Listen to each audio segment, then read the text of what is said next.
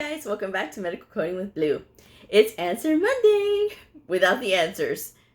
This is what happened. So what happened was I left my answers in another bag. So we have to hold off till tomorrow, okay? So tomorrow will be Answer Monday, Tuesday edition, along with Q&A Tuesday. Now I already have a pretty good list going for Q&A Tuesday, but I wanted to go ahead and talk about some of the questions that I got this weekend because I did get a lot of emails over the weekend, and thank you guys so much for all your emails. So I'm going to discuss some of the questions that I had today, but I do want to talk about the countdown days. So if you're new to my channel, I have been counting down the days to the AHIMA 2019 conference that is being held in beautiful Chicago, Illinois this year, home of the American Health Information Management Association. Pre-conference starts on September 14th. That's a Saturday, and it is 40 days from today. And then the official kickoff when everybody gets in is September 15th, and that is 41 days from today. And I am supremely excited. If you couldn't already tell, right? So, no worries. I will be filming like crazy when I'm at conference, so this way y'all can share my journey with me. And if you plan on being out at conference this year, I hope if you see me, you'll stop and say hello. So anyway, let's go ahead and talk about the questions. Over the weekend, I was traveling because I am one of those people that believes in the restorative nature of travel. I like to be able to just go out and drive and use my hotel points and just stay in a hotel and just enjoy and relax and have some good food and have some good drinks, which is what I did this weekend. And I am totally okay with that. Around this time of year, I give myself a break, like a mental break from the everyday, because it's just a very sentimental time of year for me. So I take things a little bit easier on myself. I give myself that permission to have this time be my downtime.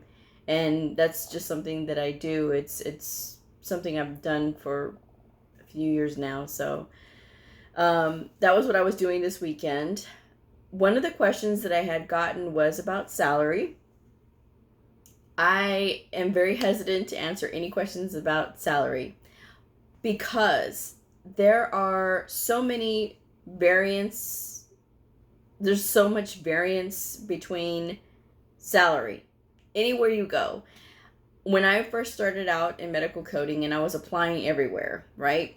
Anywhere and everywhere I could apply, I was applying. And literally the sliding scale for what they started out coders was so vast. I mean, I would start out at one place and it would be one amount, and then I go literally down the street and it would be like $5 more. So it really did depend on where like you're trying to apply at. Private facilities and public facilities are going to start their coders at different rates. If you're trying to work at a teaching hospital, again, it's going to be a different rate. If you're working at a private nursing home or something like that, again, just different rates. So it really all depends. It's so hard to answer that question. So I always recommend researching the websites, the Medical Coding Association websites, ahima.org or aapc.com, and see if they have anything about salary on those websites, and I'm sure they do. So be sure to check that out, or look in your local area to see what the coders start out at. So that was my advice on that one. And the other question I got was about dress code.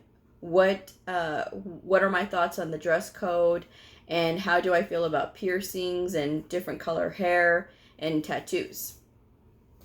So that's a loaded question. And I will start off with a disclaimer first. So this is my opinion. Now, I know not everybody's going to agree with my opinion, and that's okay. But these are the things that I think, and this is what I think is also a key to success, okay? You have to dress for the job you want. Is that a cliche? Absolutely. Is it true? Yes. Because I look at it like this. There are so many people that I work with, and they say, well, I want to come to work and I want to be comfortable. I get it. You can be comfortable and still look business casual at the same time. It is possible to do that. I don't believe in going to work looking like I'm about to go to a concert. I will never, ever, ever, ever wear ripped jeans to work along with a t-shirt. Not doing it. To me, it's not appropriate when you're trying to put off a professional image to do something like that. Also, with the hair color, some people like to dye their hair all kinds of different colors: purple, blue, pink, whatever the case may be. I've never dyed my hair. This is all natural. And I, to me, those loud hair colors, they're okay for certain professions. Like if you're a stylist, if you are working in public relations, if you are doing like promoting and things like that, it is perfectly acceptable to wear hair color like that. However, when you are in a professional environment working with very educated people, I don't think that that's appropriate, because you want to be able to put off a professional image. You want to be able to be taken seriously. I have seen people not be taken seriously because of how they dressed. Is it superficial? Absolutely.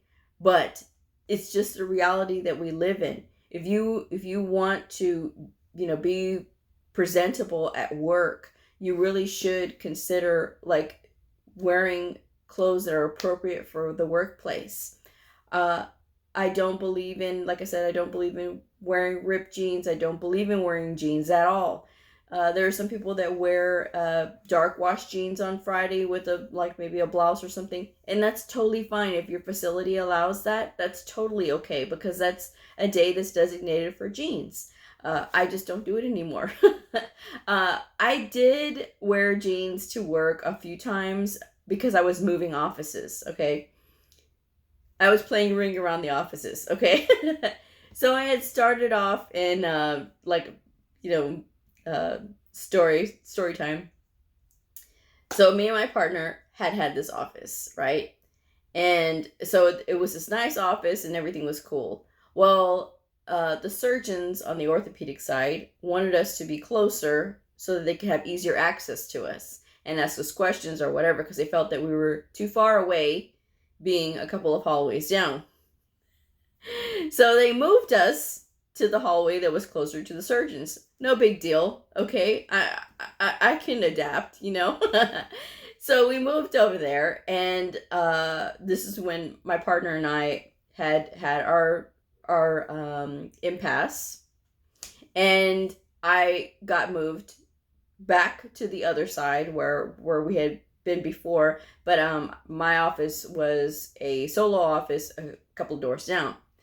So when I was there for a few months, and then I got moved again to my current office, which is fine because it was just like right across the hallway. Then I did wear jeans. I wore jeans, and I wore the hospital t-shirt, and I wore sneakers, because I was literally moving offices that day.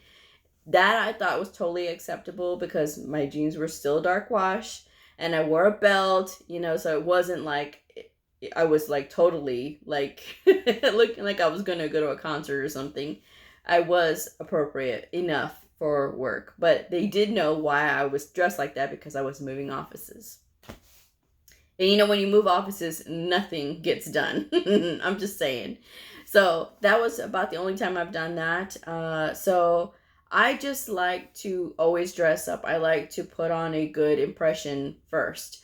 I don't want somebody to see me and think that I don't belong there. You know what I mean? Because I don't dress appropriately. It's very important to give that good impression, I think. Anytime, even when I get off of work and I'm going to the gas station to go pick up a cup of coffee or something, I will get the question of what do you do? What is your job? And I say, oh, I'm a medical coder. And they go, oh, wow, because I always see you're so dressed up. I always wonder what you do. And I mean, it happens at restaurants too, that I frequent after work. They go, the same questions like, what do you do? I'm a medical coder. I work with very professional people. I like to put on a very good impression. I want to look presentable when I'm at work. So this is why I dress the way I do, because I believe in that. If you dress for success, a lot of people that I have known just don't like to get dressed up. I still get that every day of, why are you so dressed up? Who are you trying to dress up for? I dress for myself, okay? That's number one, okay? I dress for myself. Number two, I'm in a professional environment. I get paid very well, so I want to look my very best. Even if I didn't get paid very well, I'd still want to look my best. You always want to try. Even though something is not written, it's not written down that we have to dress up. I understand that. Doesn't make it right if you're just going in with whatever. Again, these are just my opinions. If you have like piercings, a lot of piercings like on your face, I don't think that's exactly safe. Like if you have a nose ring, it doesn't take much to, have somebody grab that nose ring and all of a sudden you're the patient. That's just my opinion on that. Tattoos, I don't have a problem with. There's some people that will wear like long sleeves if they have like tattoos all over their arms, and they'll cover up, and that's totally acceptable. You don't have to change your life just because you're, a medical coder. You can't be creative. Yes, you can, but I think that there's a time and a place to show that kind of look. Again, it's just my opinion.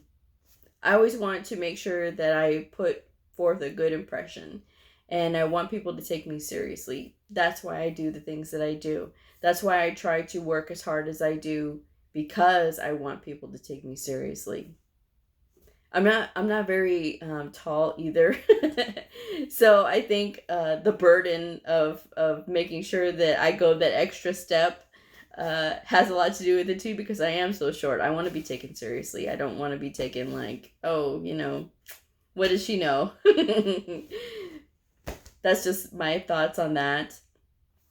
I am going to try to do a like back to the basics series, because another question I actually got it twice this weekend, was like asking for steps on how to navigate the book.